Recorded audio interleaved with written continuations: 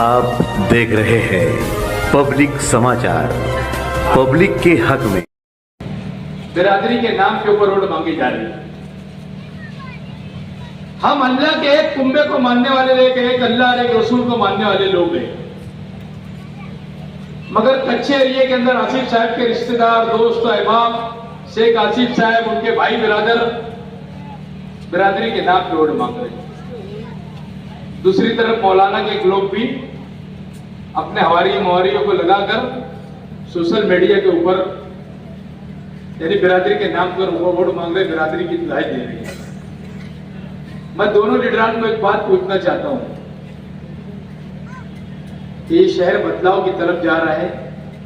20 तारीख का दिन ये शहर बदलाव देगा और 23 तारीख का सूरज इंशाअल्लाह ताला जब निकलेगा तो कांग्रेस पार्टी का यहां से उम्मीदवार चुन के जाएगा। ऐसा नहीं, सिर्फ दोनों लोगों ने इसके बाद के जलसे में मेरी बात का जवाब दे देना कि आसिफ साहब, आपने जितना काम लाए थे मालेगांव शहर के अंदर, कौन से बिरादरी के लोगों को तुमने काम दिया, कौन सी खानदेश बिरादरी के लोगों को तुमने काम दिया। और मुफ्ती साहब से भी यही बात पूछना चाहता हूं कि मुफ्ती साहब, तुमने जो काम लाए थे, तुमने कौन से एक बिरादरी के बच्चे को काम दी कि बेटा ये ले और तू तेरी कम से कम 10-20 लाख रुपए बचा के तेरी जिंदगी संवार ले। मगर सिर्फ वोट लेने की जब बात आती, जब इलेक्शन होता, बिरादरी के नाम के ऊपर ये लोग वोट मांगते। मुफ्ती साहब भी जितने लोगों को काम देते सब बड़े बड़े लोग इनके ठेकेदार हैं। शेख आसिफ साहब जिनको काम देते, MM खान इनका ठेकेदार है, 1000 गोली का एक ही ठेकेदार है। एक ही आदमी को इन्होंने करोड़पति बनाए और ये भी 1000 करोड़ रुपए के मालिक हो गए शेख आसिफ साहब। लोगों को धोखा देने का शेख आसिफ साहब बंद कर दीजिए। आपने कहा कि मैं सोलर सिस्टम लगा के दूंगा पावर रूम वालों को, और कानून बनाना जानता है, ऐसा ये लोगों को धोखा दे रहे हैं। अरे पहली बात तो साहब, आप चुनकर ही नहीं आएंगे तो कानून कहां से बनेगा? आप चुनकर ही नहीं आएंगे तो कानून कहां से बनेगा? और आने वाला वक्त तो कांग्रेस की सरकार होगी। आपका नुमाइंदा आपके शहर के लिए हर काम करने के लिए जिम्मेदारी लेगा। कालीन सनद की झांसा दिए 5 साल पहले लोगों को, 10 साल पहले मां बहनों को प्लास्टिक चुनने वाले की मां बहनों को दाई दिए कि हम लोग कालीन सनद लाएंगे, जो मां बहनें प्लास्टिक चुनती वो चुनना बंद कर देंगे। इन्होंने कोई काम नहीं किया, सिर्फ पैसे का इस्तेमाल किया, दादागिरी का इस्तेमाल किया, बिरादरी का गलत इस्तेमाल किया। आज ओपन स्पेस की हालत देख लो मालेगांव शहर के अंदर। अगर 100 ओपन स्पेस होंगे मालेगांव के अंदर तो 80 ओपन आसिफ शेख साहब ने लोगों को उनकी हवारी मवारियों को दिया, और वहां पर सट्टा, जुगार, पत्ता, कैरम, ये सारी चीज की जाती है। कोई सोसाइटी को अगर दी जाती है तो महल्ले के लोगों का काम है कि सोसाइटी से अच्छे काम के तोहफे रखें।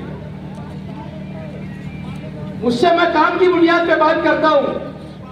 मैंने अभी अगले हफ्ते के अंदर 80 लोगों का मोतियाबिंद का ऑपरेशन करके मंगाया। मैंने साल भर पहले गरीब बच्चियों की, 25 यतीम बच्चियों की शादी मेरे खर्च से मैंने किया।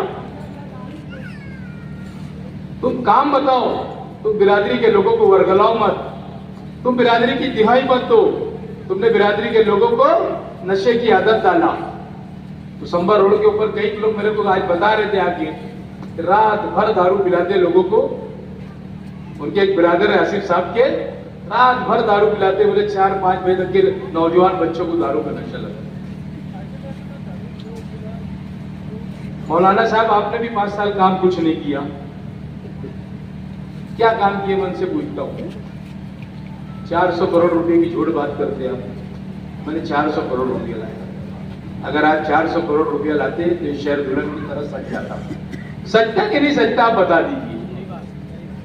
मगर झूठ बोलने में इतने माहिर है कि इन्होंने भी शिंदे सरकार के अंदर जाकर अपना काम सिर्फ पैसे का इस्तेमाल किया, पैसा कमाया, MLC में वोट शिंदे सरकार के लोगों को दिया, राज्यसभा में शिंदे सरकार के में वोट दिया, और पैसे की सिर्फ बात की गई, शहर के हक के अंदर कभी इन्होंने बात नहीं की। बताओ क्या काम किया इन्होंने। इनकी सियासी दुकान जमीयतुल उलमा से चलाते ये। जमीयतुल उलमा तुम्हारा हमारा खुद का अदारा है, ये शहर की क्या हिंदुस्तान के मुसलमानों का अदारा है। मगर रात को 2-2 बजे बैठकर जमीयतुल उलमा से ये सारी बातें करते हैं और पूरा राजकारण का प्लेटफॉर्म वहां से चलाते हैं।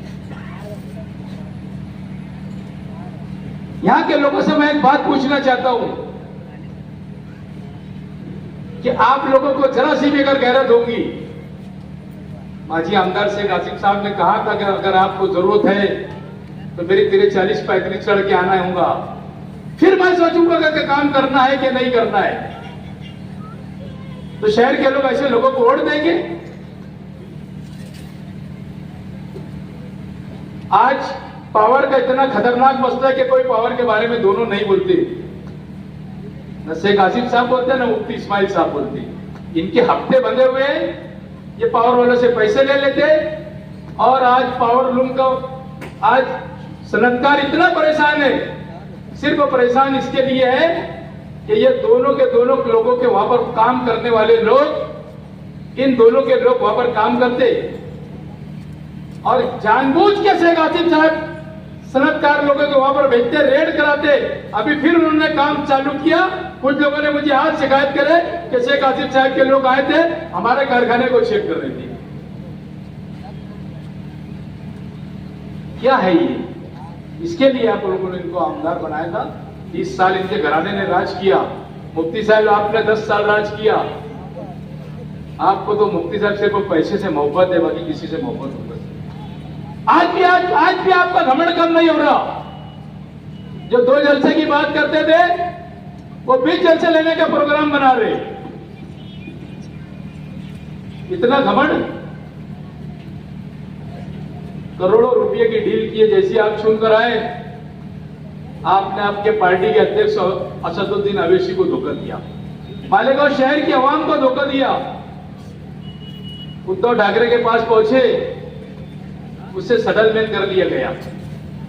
3 करोड़ रुपया पहले ही उन्होंने लिया और देने वाला एकदम करीब का मेरा दोस्त, तो मेरा आमदार एक तवा का, उसने 3 करोड़ रुपया दिया और ये जाकर वहां पर ये बात हुई कि भाई अगर आपको वोट की जरूरत पड़ी तो आप वोट देना है।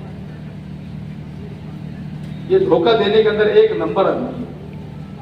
वो एक एमएलए मेरा अच्छा दोस्त है, उसने मुझे ये बोला कि भैया तुम्हारे मुफ्ती इस्माइल साहब को बोले मैंने जब बुलाया और पैसे की बात किया तो उन्होंने मुझे बोले कि मेरे ऊपर कर्ज हुआ, चिट्ठी निकाले। तो मैंने उसको रोक के बोला रुक जाते, वो क्या बोलेगा, मैं आगे की बात करता। तो मैंने बोला तो उन्होंने ये बोले होंगे मेरे ऊपर 3 करोड़ रुपया कर्ज है, तुम 3 करोड़ रुपया दे दो।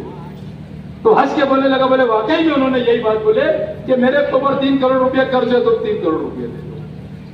बोले मेरी तैयारी तो इतनी बड़ी थी कि 3 पर तैयारी थी देने की, बाकी उन्होंने 3 करोड़ रुपया मांगा, मैंने खुशी से 3 करोड़ रुपया दे दिया।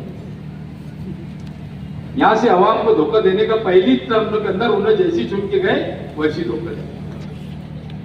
उनके साथ कोई बचा उछा नहीं है। आज भी देखो आपस में लड़ाई झगड़े कर रहे, गाली गलौज चल रही है, एक तरफ दादागिरी की बात चल रही है, गोली मारने की बात चल रही है। कार्यकर्ता लोगों को मैं यही अपील करूंगा कि इनके झांसे में नहीं आना, क्योंकि ये लोग हारने के बाद आपसे पैसा वसूल करेंगे, आपके घरों के ऊपर आएंगे, गुंडागर्दी करेंगे। तो आज आप साफ बोल दो कि हम लोगों को तुम्हारा काम करना नहीं है। मालेगांव शहर बदलाव की तरफ जा रहा है। शहर चाहता है कि नवा नुमाइंदा हो और आपके सामने अल्लाह ताला ने 1 नंबर बटन और 1 नंबर उम्मीदवार एजाज बेग को दिया और आने वाली 23 तारीख को मैं समझता हूं कि आपकी वोटों से मालेगांव शहर के अंदर बदलाव की लहर है। शहर चाहता है बदलाव और लोग इसके झांसे में आने वाले नहीं है। लोगों ने बहुत झांसा भी खाया इनके बारे में। कहां की बात करते,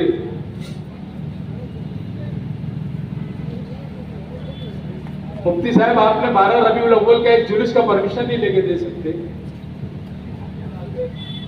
अगर मैं आमदार रहता तो ये एसपी मेरे घर पे आता और इनको परमिशन देता 12 रबीउल अव्वल का। इनको आमदार समझी नहीं, आमदारगी किसको बोलते।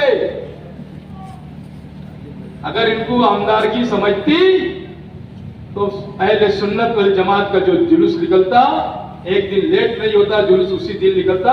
और नहीं तो आने वाला वक्त अगर आपने दिया तो एक दिन भी इधर की उधर की बात नहीं होगी। जुलूस जिस दिन रहेगा उसी दिन एजाज में जुलूस निकालेगा, दूसरी बात नहीं है। कभी नहीं बोला पुलिस को इन्होंने, ये पुलिस की दलाली करते। एक एक घंटा पुलिस स्टेशन के अंदर जाके खड़े रहते एसपी के इंतजार में, पीआई के इंतजार के अंदर। जबकि प्रोटोकॉल ये बोलता है कि अगर आप एमएलए हो तो आपके यहां पर उनको आना पड़ेगा, आपके पास उनको हाजिरी देना पड़ेगी, आप पब्लिक के नुमाइंदे हो। ये सारी चीज का प्रोटोकॉल इनको समझा नहीं। और एक हवलदार को भी साहब बोलते, अरे खुद के 4 जानवर नहीं बचा पाए बकरीद के ऊपर। इन्होंने 4 जानवर पुलिस देन के लेके चले गई, इन्होंने बचा नहीं पाए तो ये काहे के आमदार। किसी को फोन करने की बात आती, कोई आएगा तो पुलिस वालों को इस तरीके से बोलते कि अरे साहब क्या है, दे लेके कर लो। इस तरीके की तो भाषा है इनकी। अरे ले लेके कर लो तो तुम्हारे पास काहे को आएंगे, वही खुद बेचारा ले दे के कर लेंगे ना। हैं? मैं समझता हूं कि वक्त तो खत्म हो गया, 10 बज गया। बहुत सारी बातें आज बोलने की थी। अब मैं इसके बाद 9:30 बजे माइक हाथ में लूंगा और आधा घंटा आपके सामने तकरीर करूंगा, आवाम को एक एक काले कारनामे बताऊंगा। जो अंडरटेक टेंडर का काम चालू है, 500 करोड़ रुपए में किसने कितना पैसा लिया, कहां से घोटाला किया इन्होंने, ये सारी चीजें इंशाल्लाह मैं बताऊंगा। शुक्रिया, जय हिंद, अस्सलाम वालेकुम। 10 कंप्लीट 10 बज गया, जलसा खत्म होता है।